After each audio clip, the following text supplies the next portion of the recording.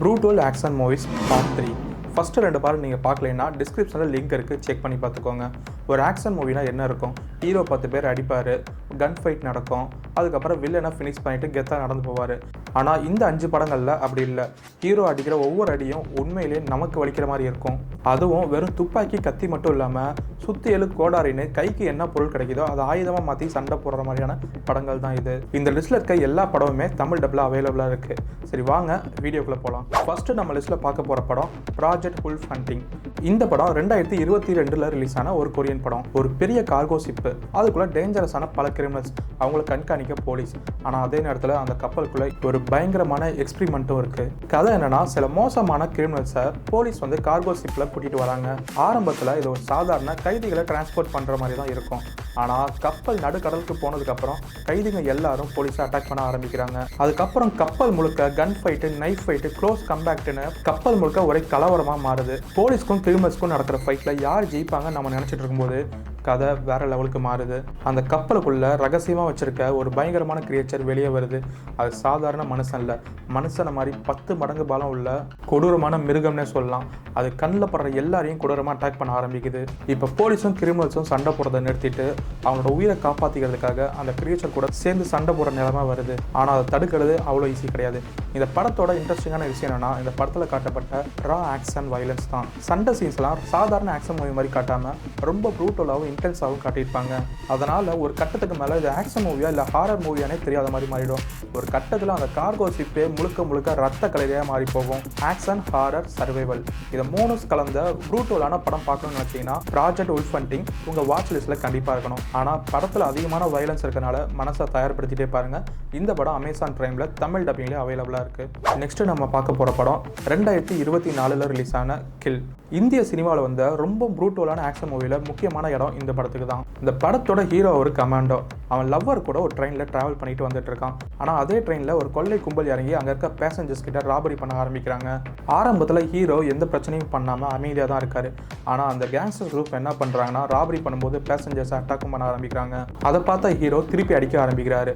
அப்போது அந்த கேங்கில் இருக்க முக்கியமான வில்லன் என்ன பண்ணுறான்னா, ஹீரோவோட லவ்வரை கத்தியால் குத்தி கொடூரமாக கொலை பண்ணுறான். அதை பார்க்குற ஹீரோவுக்கு வெறி தலைக்கு ஏறி சுற்றி இருக்க வில்லனுங்க எல்லாரையும் கொடூரமாக அடிச்சே கொள்றாரு.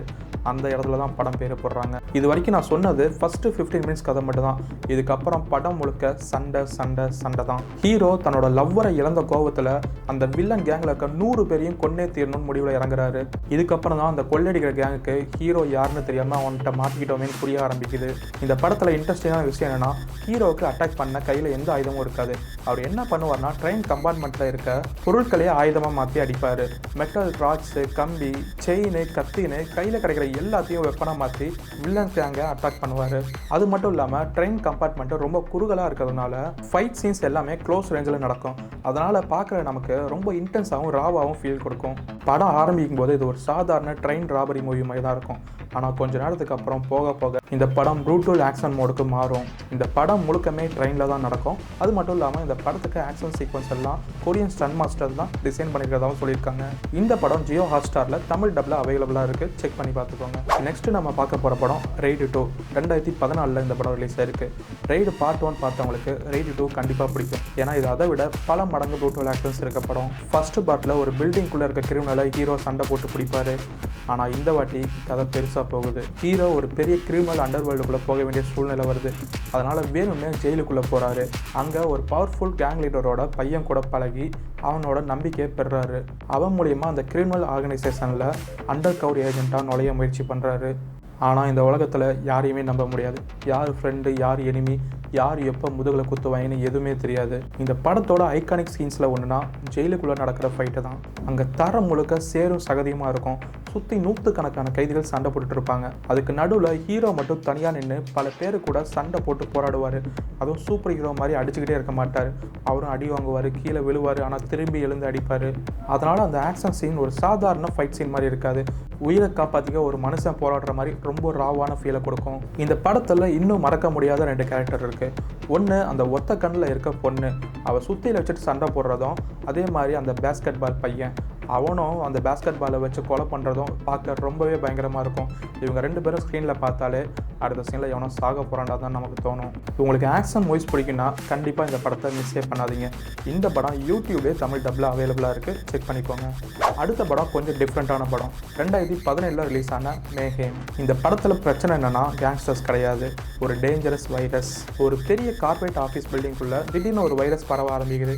இந்த வைரஸ் மனுஷங்களை ஜோம்பியாக மாற்றாது, அதுக்கு பதிலாக அவங்களுக்குள்ளே இருக்க கண்ட்ரோலையும் தயக்கத்தையும் முழுசாக நீக்கிடும். அதாவது அவங்களோட கட்டுப்பாட்டை இழந்து அவங்களுக்கு என்ன செய்யணும்னு தோணுதோ அதை செய்ய ஆரம்பிச்சிடுவாங்க. கோவம், வைலன்ஸு, லஸ்ட்டு, ரிவெஞ்சுன்னு மனசுக்குள்ளே மறைச்சி வச்சிருக்க எல்லாமே வெளியே வர ஆரம்பிக்கும். அதனால் அமைதியாக இருந்த ஒரு கார்ப்பரேட் ஆஃபீஸ் சில மணி நேரத்தில் ஒரு பெரிய வார் ஜோனாகவே மாறிடுது. இந்த படத்தோட ஹீரோ ஒரு கார்ப்பரேட் லாயராக வேலை பார்க்குறாரு. அவரை செய்யாத தப்புக்காக அவர் அன்றைக்கி வேலையிலேருந்து தூக்கிடுறாங்க.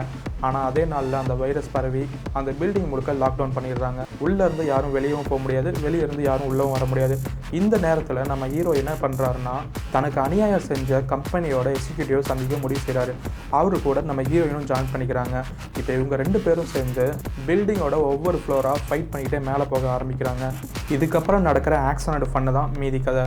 இந்த படத்தில் இன்ட்ரெஸ்டிங்கான விஷயம் என்னென்னா, படம் முழுக்க சீரியஸாக மட்டும் போகாது, ப்ரூட்டல் வைலன்ஸ்க்கு நடுவில் டார்க் காமெடி மிக்ஸ் பண்ணியிருப்பாங்க. அதனால் சில சீன்ஸ் ரொம்பவே வைலண்ட்டாக இருக்கும், ஆனால் அதை பார்க்கும்போது நமக்கு சிரிப்பும் வரும்.